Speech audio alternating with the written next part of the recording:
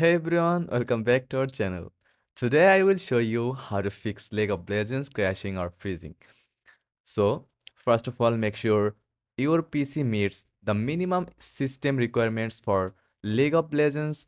If your hardware is too outdated, uh, that could be the root of the problem. Outdated graphics drivers are a common cause of crashes.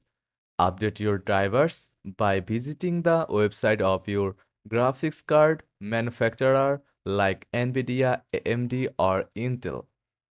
Now, corrupted game files can cause crashes. Open the League of Legends client. Click the gear icon and select repair. This will scan and fix any damaged files.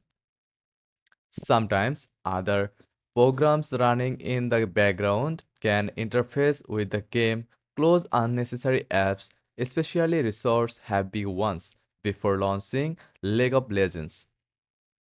After that, a weak or unstable internet connection can cause freezing issues. Make sure you are connected to a stable network and try using a wired connection for better performance.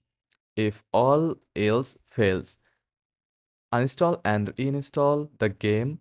This ensures you have a clean, fresh version of League of Legends.